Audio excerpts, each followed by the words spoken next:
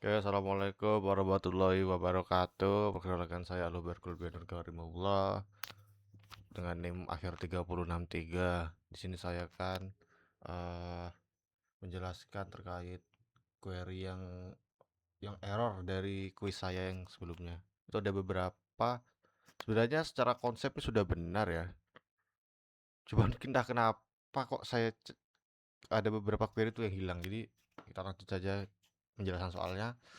Oke, jadi untuk soal nomor satu, kita di sini disuruh untuk membuat tabel. Jadi tabel pertama yaitu tabel buku. Jadi kita create tabel dengan nama buku, lalu kita beri entity ID buku dengan tipe data integer, dan ini merupakan primary key-nya. Lalu kita membuat entity judul buku dengan tipe data varchar yang terdiri dari 256 karakter, dan dia tidak boleh kosong, makanya kita tulis null. Lalu ada ISBN dengan tipe data varchar, jumlah karakternya 20 dan tidak boleh kosong, dan dia merupakan karakter unik yang berarti tidak boleh sama satu sama lain. Lalu constraint ini berfungsi untuk ini apa namanya ya? Foreign key ya, menampung foreign key. Nah, di sini tuh kita menggunakan foreign key, lalu ID kategori yang mana ini menuju ID dari tabel yang ingin kita foreign, ya, lalu reference kategori ID kategori gitu. Jadi kategori ini entity-nya, ID kategori ini ya primary key dari tabel yang ingin kita reference, sama yang bawah juga ini merupakan foreign key. Lalu lanjut ke bawah, sama saja membuat tabel, lalu ID tabel dengan tipe data in merupakan primary key, lalu ada denda numerik. Kan karena tipe data numerik ini kan karena ada 0, 0 komanya gitu ya. Ya, jadi ini maksudnya itu 10 terus belakangnya tuh komanya berapa angkanya gitu loh. Nah, seperti itu. Sama seperti ini constraint sama create table juga sama. Lanjut ke nomor 2. Nah, jadi yang salah saya di nomor 2 itu karena saya lupa menginput order by-nya. Nah, saya baca soal lagi dan saya buka query-nya. Wah, kaget saya karena order by-nya tidak ada. Aduh. Nah, jadi di sini kan kita tuh mengeluarkan beberapa tabel ya. Tabel yang keluarkan tuh ada nama karyawan yang terdiri dari nama depan dan nama belakang. Jadi kita panggil di sini di select nama depan dan nama belakang, kita batasi dengan spasi, lalu kita alias dengan nama karyawan. Maka yang keluar nanti adalah di tabel itu nama karyawan. Kita run. Nah, seperti ini nama karyawan dengan isinya itu nama depan dan nama akhir. Lalu di sini kita panggil apa namanya? Ship City dengan alias kota, keluar di sini kota, terus kota dari ship yang dituju. Lalu di sini ada quantity yang dialiaskan jumlah pesanan dan order date yang menggunakan jumlah pesanan. Nah, ini kita panggil dari tabel employees.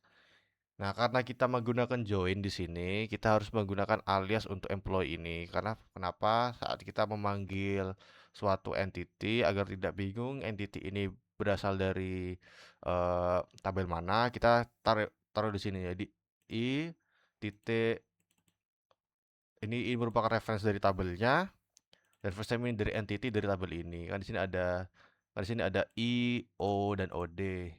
Yang mana OD itu merupakan order detail, O itu merupakan order dan I merupakan employee. Nah, di sini join. Jadi cara kerja join adalah kita join dari tabel apa, kita aliaskan tabelnya, lalu dari ini kita samakan.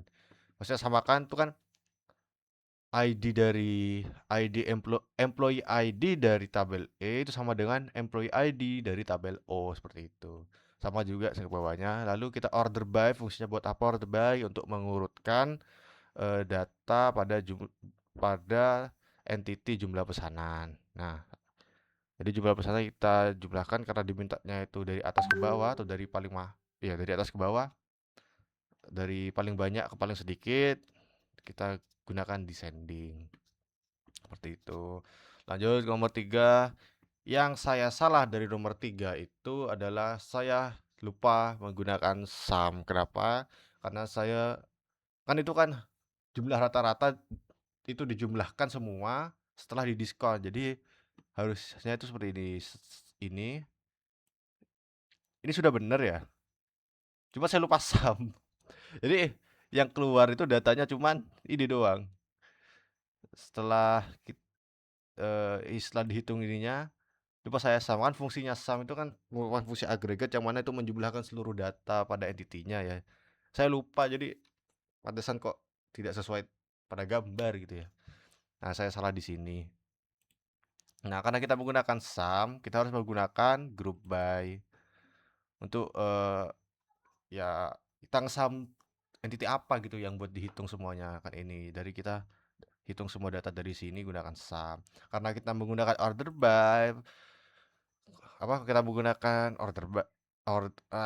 group by, group by, maka perkondisiannya kita harus menggunakan having dan bukan where karena kita menggunakan group by. Jadi kita group by, kan yang diminta itu kan lebih dari 10.000 ya. Jadi kita having sum dari ini yang sudah dikasih di soal, lalu lebih dari 10.000, lalu kita urutkan menggunakan order by, total transaksi, descending, dan keluarannya adalah seperti ini.